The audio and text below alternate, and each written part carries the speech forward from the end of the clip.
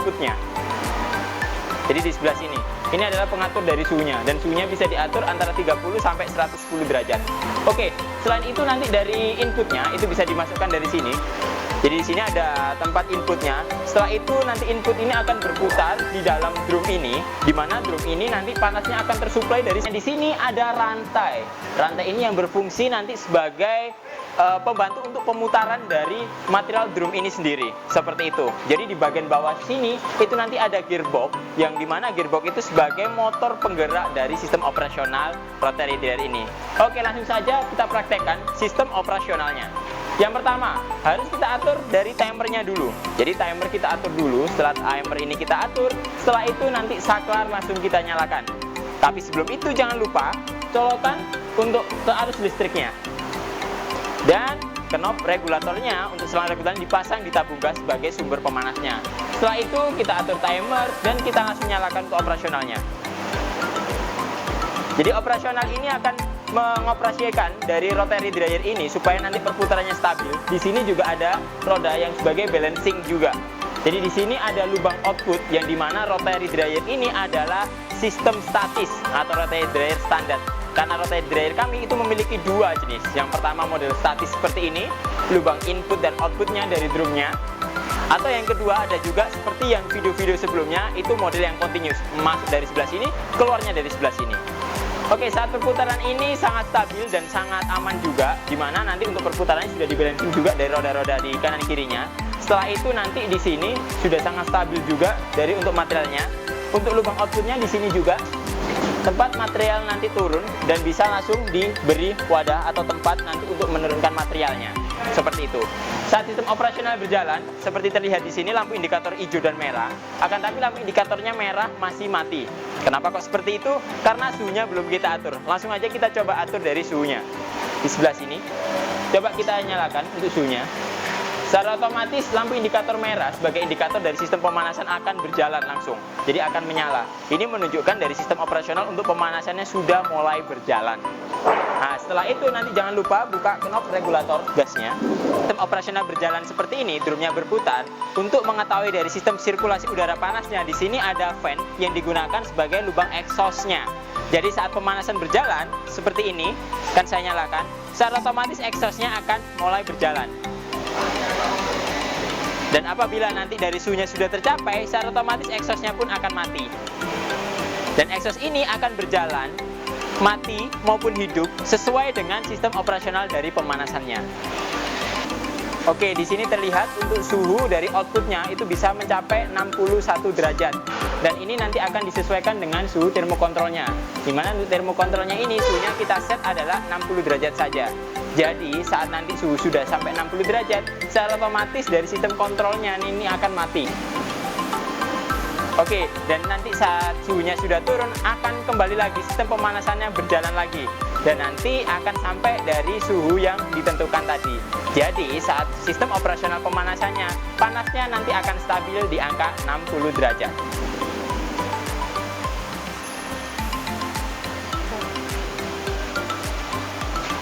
Oke, dan di sini saya ingin menjelaskan juga bahwa sistem pemanasan atau sistem operasional dari rotary dryer kami pun itu beragam.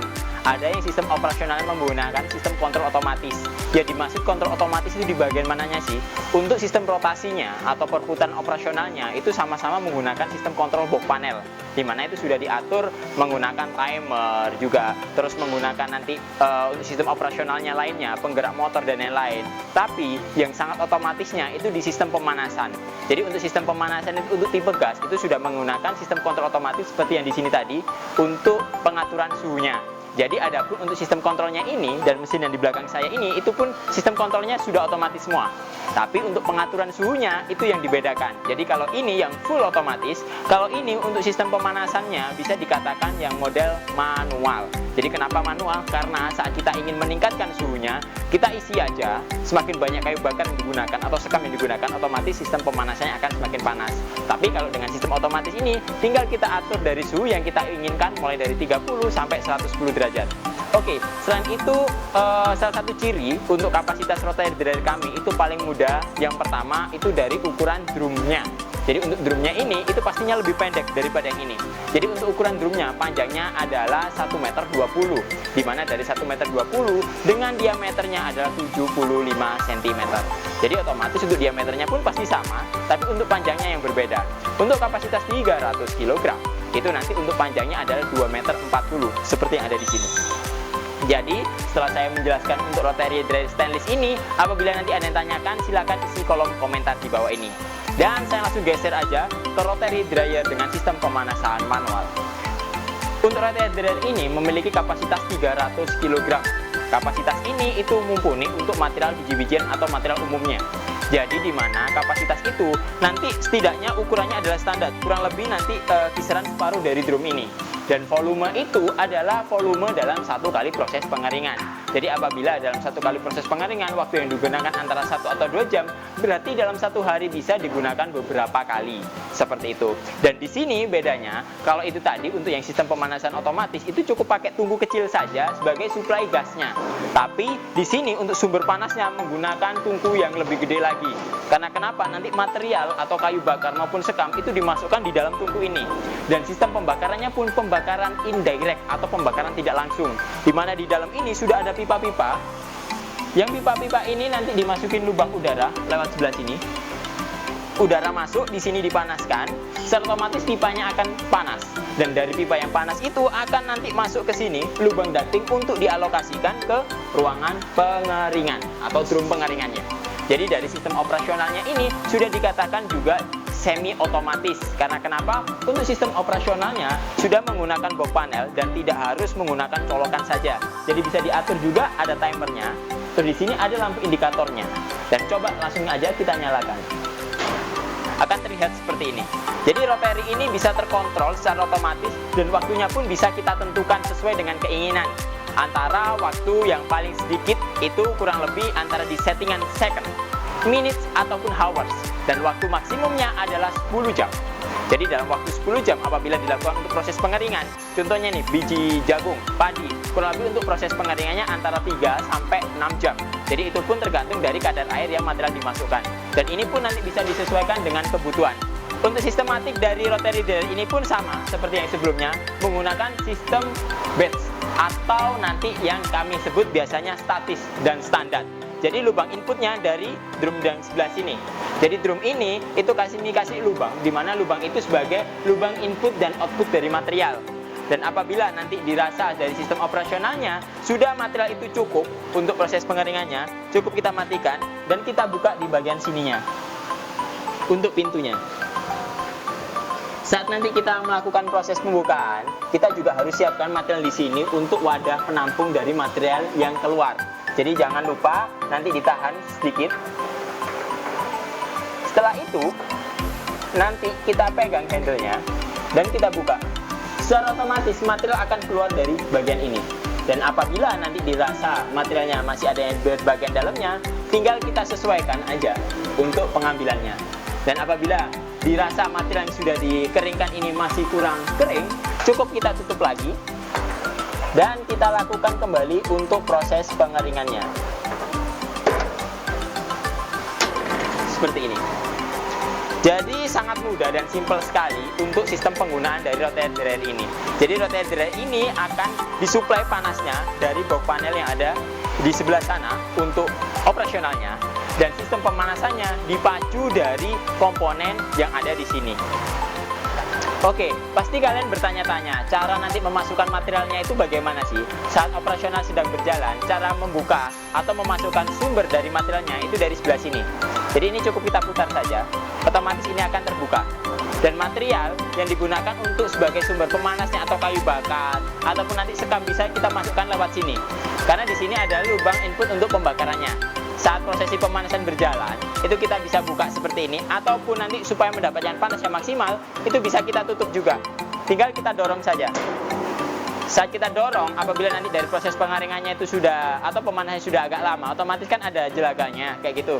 Nanti untuk membersihkan kotor-kotoran sisa debunya, ataupun jelaga, ataupun arangnya, cukup kita tarik di bagian sini aja. Jadi otomatis ini akan keluar di bagian bawah sini. Dan apabila nanti kita gunakan lagi, cukup kita tutup lagi.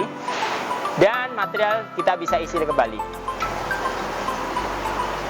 Oke, nantinya setelah mesin ini sudah kita siapkan untuk sistem pemanasannya dan pemanasan sudah mulai berjalan, kita lihat juga di bagian dalamnya seperti ini.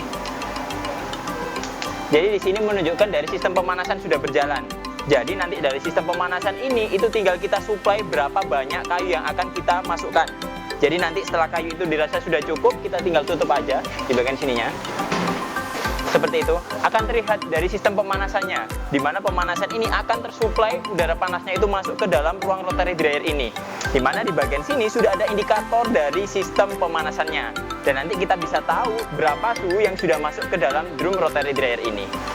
Oke, selain itu nanti kita bisa lihat juga di bagian atas dari tungku ini, itu ada cerobong untuk pengeluaran asapnya. Jadi di bagian atas ini ada tempat pembuangan asapnya. Jadi otomatis asap itu yang digunakan nantinya untuk dibuang. Dan asap itu sendiri bisa disirkulasikan ke ruang pembuangannya. Oke, di sini terlihat juga, jadi suhunya, ini yang Celsius adalah yang hitam, itu sudah sampai di angka 100 lebih. Jadi ini kurang lebih bisa di angka kisaran 120 derajat.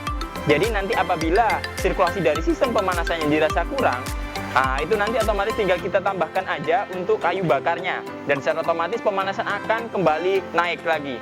Dan mengingat dari suhu ruangan sendiri kisaran nanti 30 derajat saja, dan ini di sini suhunya sudah sampai 100 lebih, berarti menunjukkan sistem pemanasan ini sudah masuk ke ruangan untuk rotary dryernya.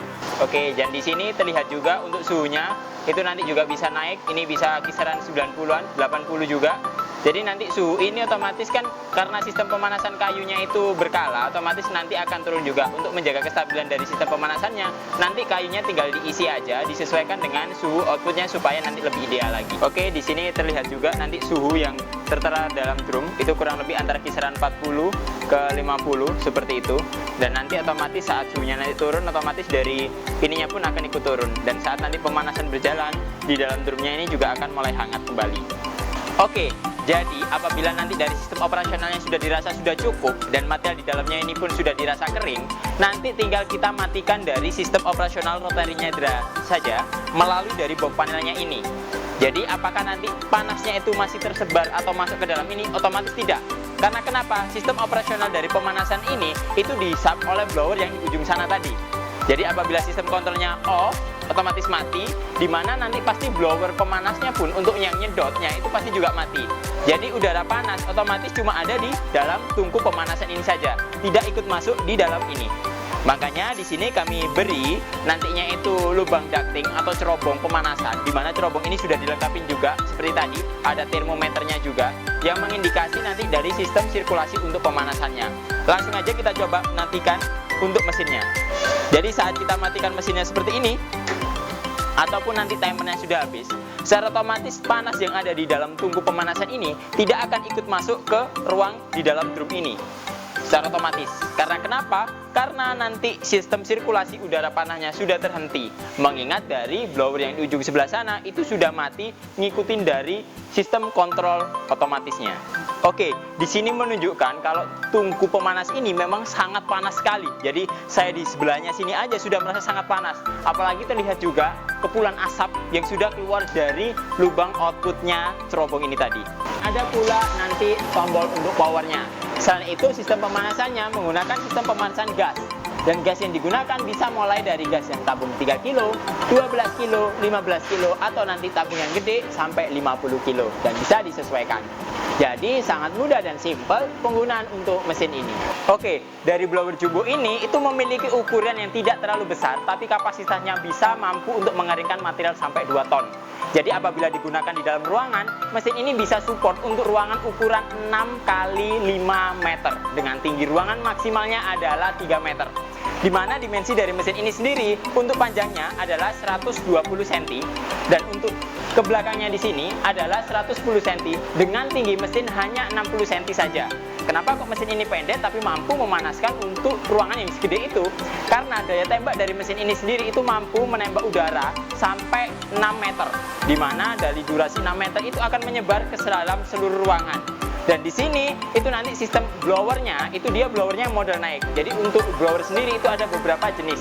Yang pertama yang modelnya dia naik seperti kami pakai ini. Terus yang kedua ada yang blower itu dia udaranya naik turun seperti yang ada di mall-mall. Terus yang ketiga ada blower yang umum, yaitu tembakannya adalah lurus. Jadi blower yang kami gunakan itu blower yang udaranya atau flow udaranya nanti naik supaya udaranya ini melebar dan mencukupi untuk proses pengaringan di dalam ruangan.